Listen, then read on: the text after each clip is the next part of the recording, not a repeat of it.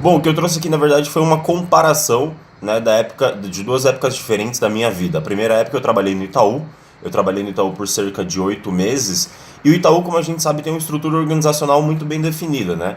Ele tem uma estrutura que, se eu não me engano, começa no presidente, vice-presidente, aí os diretores executivos, e aí os diretores de área, superintendente, gerência, coordenação, analistas e estagiários. E eu era estagiário, né? Então eu peguei uma fase ou um momento ali da empresa, pelo menos pra mim, que não tinha contato direto com nenhum diretor. O máximo que eu tinha contato era com a superintendência.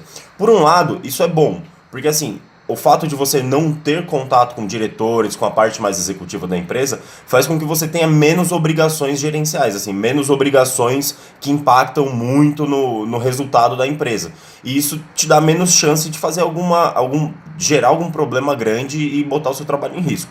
Por esse lado é bom. Agora, por outro lado, eu tinha zero contato, de novo, zero contato com os cargos mais altos. Então eu não tinha uma perspectiva muito grande. Eu não conseguia enxergar muito à frente ou ter dicas de pessoas que são mais velhas na empresa, nada desse tipo, né? O que eu fazia era muito burocratizado, era exatamente aquele trabalho, o escopo de trabalho era muito bem definido, exatamente porque eu acho que como a estrutura é muito bem definida, a empresa era muito grande, o trabalho era certinho, eu já sabia exatamente o que eu queria fazer, né? E no Itaú ainda tem um agravante de você não poder fazer mais de 6 horas de trabalho por dia. Então era muito tranquilo trabalhar desse jeito, pensando que eu tinha um escopo de trabalho muito bem definido, muito provavelmente devido à estrutura organizacional. E a outra empresa é a empresa que eu trabalho atualmente, é um cursinho para vestibular, né? E visivelmente a empresa é bem menor, não tem uma estrutura tão grande assim, e exatamente por isso a estrutura organizacional é bem diferente, né? Na verdade, o cargo mais alto que atua no dia a dia do cursinho é a coordenação. E aí, da coordenação, ela desce para, se eu não me engano, 5 ou 6 áreas do curso, que são pedagógico, secretaria, orientação pedagógica, a equipe de manutenção e administração, a equipe de porteiros e etc. Então, todas essas áreas, todas essas equipes, elas são subordinadas à coordenação, né? E aí, depois disso, já vem direto os funcionários. Então, não tem uma estrutura organizacional cheia de etapas, né? Na verdade, a coordenação, áreas de atuação, e aí já não tem mais nenhuma outra área abaixo disso. Então, isso faz com que todo mundo fique muito próximo na estrutura lá, todo mundo fique muito próximo na empresa. E é muito mais fácil de conversar com todo mundo, de entender quais são os problemas da organização e tentar atuar de alguma maneira mais assertiva, assim, né? Você vê o que você faz acontecendo ali logo na sala do lado, ou você vê que a sua ajuda, o seu esforço, ele vai realmente acontecer, ele vai realmente ajudar em alguma área, em alguma coisa que está muito perto de você ali. Eu acho que a estrutura organizacional mais enxuta, né, como é no caso do cursinho que eu trabalho hoje em dia, ela ajuda bastante nesse sentido de deixar, de você ver a ação realmente acontecendo, né, e não tem toda aquela burocratização de processos como tinha no Itaú, que quando a gente queria tomar alguma atitude, fazer alguma ação, tinha que passar por diversas áreas e diversas autorizações diferentes, né? E isso incomodava um pouco, isso burocratizava demais o trabalho lá naquela época. Bom, essa outra preocupação, né, de como é que essa dimensão da estrutura da organização e deste caldo que as pessoas constroem, ou desse conjunto de valores e artefatos compartilhados, que a gente vai chamar daqui para frente de cultura, interagem.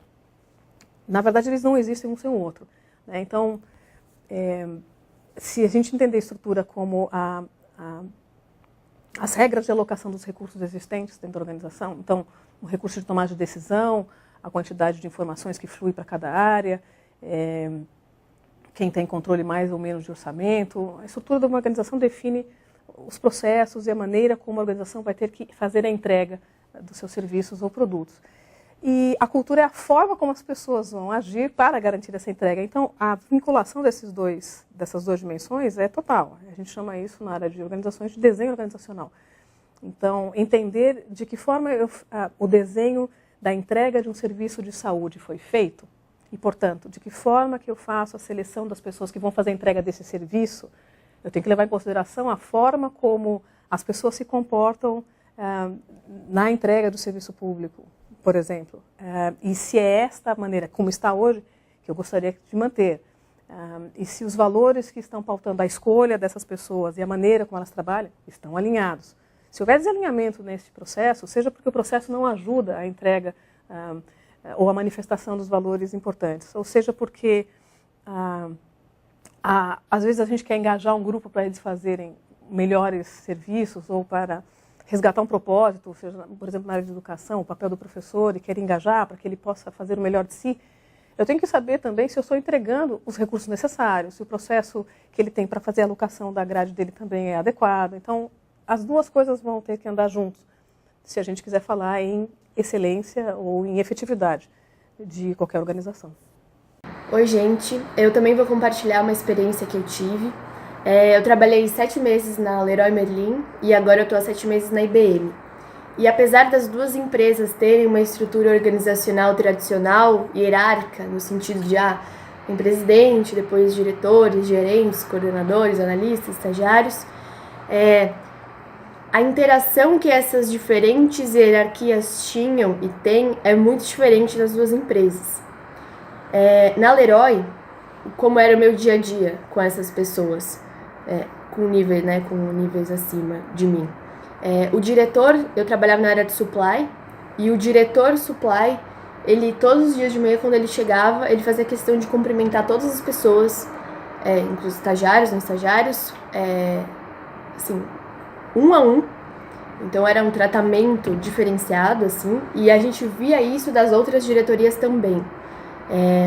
Além disso, a gente almoçava todos juntos num único refeitório. Então, várias vezes eu sentei do lado do presidente da companhia no Brasil e era absolutamente normal, assim. Eles não tinham um outro refeitório diferente para cargos mais altos, como eu sei que em algumas empresas isso acontece. Além disso, a gente tinha várias vezes no ano cafés com diretores que você podia se inscrever você ficava lá numa salinha de reunião, você e mais 10 pessoas, e vocês discutiam sobre a carreira, eles faziam perguntas pessoais, você se apresentava também para os diretores, enfim. Era uma coisa muito normal você conviver com esses cargos mais altos, tirando a parte do escopo do trabalho mesmo, assim. Em relação relações pessoais mesmo com essas pessoas. Já na IBM é um pouco diferente.